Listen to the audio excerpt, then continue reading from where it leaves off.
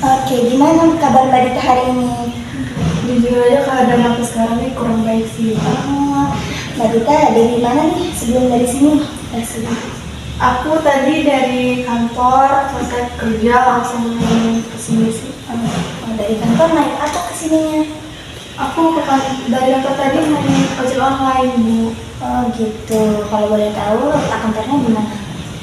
Kantornya aku ada di daerah Polri. Oh lumayan jauh ya kalau dari sini. Oke, kalau boleh tahu kedatangan Mbak Dita kemari untuk melakukan Sebenarnya aku kesini itu karena aku merasa beberapa akhir ini aku merasa tertekan banget sama dunia pekerjaan aku, baik dari bos, rekan kerja, gitu bikin aku merasa aku stres gitu, ada di rumah seperti itu. gitu. Sedikit yang saya tangkap, Mbak Dita datang kemari adalah untuk melakukan konseling. Jadi sebelumnya saya bertanya apakah Mbak Dita ini sudah pernah melakukan konseling sebelumnya? Kebetulan ini kali pertama aku untuk melaksanakan sesi konseling. Gitu. Jadi konseling itu Mbak Dita sudah tahu belum dan paham apa itu konseling? Belum. Izin sedikit menjelaskan, konseling itu adalah proses bantuan yang diberikan konselor atau ahli kepada konseli untuk menyelesaikan masalah guna mencapai kemandirian atau pemecahan masalah secara mandiri. Seperti itu ya Mbak Dita. Oke, kalau begitu Mbak Dita akan melaksanakan sesi konseling, betul? Oke, jadi Mbak Dita datang ke sini untuk melaksanakan konseling. Dalam konseling itu ada asas-asas dan durasi waktu yang harus kita sepakati bersama supaya konseling ini berjalan dengan baik dan lancar. Oke. Izin menjelaskan sedikit, ada asas kerahasiaan, di mana asas kerahasiaan ini saya sebagai konselor itu mendengarkan Mbak Dita dan menjaga apapun yang Mbak Dita ceritakan kepada saya.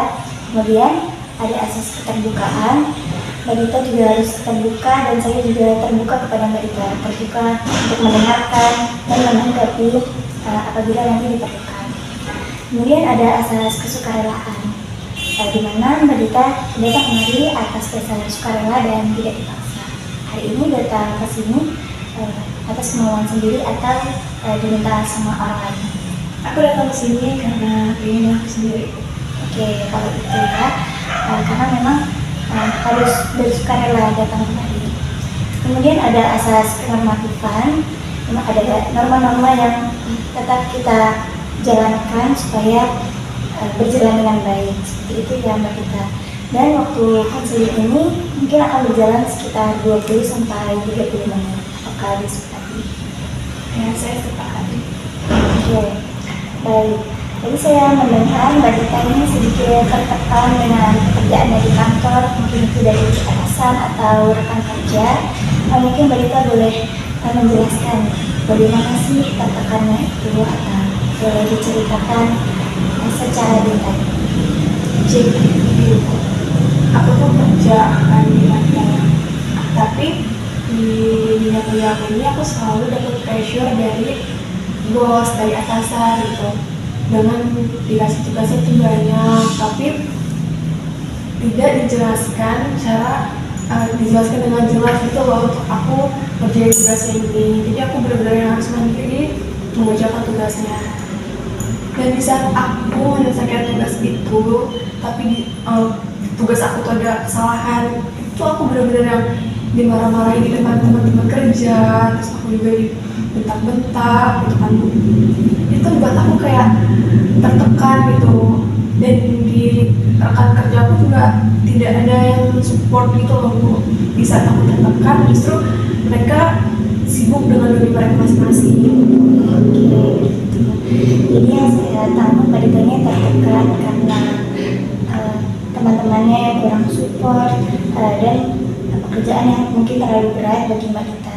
Kalau saya boleh tahu, sejak kapan Mbak Dita merasa seperti ini? Sebenarnya awal-awal tuh tidak terlalu mungkin karena saya tidak yang begitu menyadari kali ya Bu. Dan beberapa akhir ini saya merasa saya terlalu tertekan dengan tugas-tugas yang begitu banyak, tetapi tidak ada bantuan dari teman, tidak ada bantuan juga dari atasan, gitu yang buat saya merasa saya harus kerja sendiri untuk menyelesaikan tugas yang begitu banyak. Jadi saya tertekan, saya stres sama tugas-tugas yang ada. Hal yang membuat Mbak Dita ini terlalu tertekan dengan pekerjaannya. Mungkin kayak yang aku bilang tadi ya Bu, aku selalu disalahkan, dibentak di saat ada tugas atau pekerjaan dari atasan yang salah gitu. Jadi di saat tugas itu salah atau kerjakan tugas itu, aku kan ada kesalahan, aku merasa aku tertekan gitu Bu, karena dibentak di depan banyak orang, dibentak di depan rekan-rekan kerja gitu. Sementara aku merasa bahwa aku sudah semaksimal mungkin untuk mengerjakan tugas ini, aku merasa apa ya Bu, sudah seperfect mungkin lah untuk menyelesaikan tugas ini, tapi di sisi lain aku tidak mendapatkan apresiasi dari teman kerja, tidak mendapatkan apresiasi dari atasan atas jerih payah yang sudah aku lakukan untuk tugas itu, dalam penyelesaian tugas itu. Mungkin juga karena sifat perfeksionis yang aku punya kali ya Bu, jadi aku merasa bahwa aku takut kalau misalnya ada tugas-tugas yang tidak sesuai harapan dari atasan aku gitu. Begitu. Mungkin dari yang Mbak Dita jelaskan tadi, Mbak Dita memiliki sifat perfeksionis dan benar-benar ingin diakui oleh teman-teman dan atasan juga. Sedikit yang saya tangkap, mungkin Mbak Dita ini merasa ragu ya dengan kemampuan diri Mbak Dita sendiri. Oke. Jadi sifat perfeksionis yang Mbak Dita miliki itu mungkin menjadi beban tersendiri ya bagi Mbak Dita, dan Mbak Dita juga kurang tahu cara mengatasinya. Mungkin kalau boleh tahu, tekanan ini tuh datang dari mana lagi sih selain dari sifat perfeksionis ini? Mungkin karena aku terlalu perfeksionis ini, jadi aku merasa bahwa semua hal itu aku harus melakukannya dengan baik dan aku ingin diakui.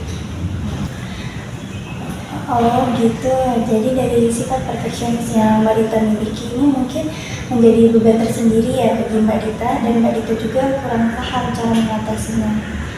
Oke, kalau begitu Mbak Dita ini merasakan tekanan ini tuh dari mana lagi selain dari sifat perfeksionis ini?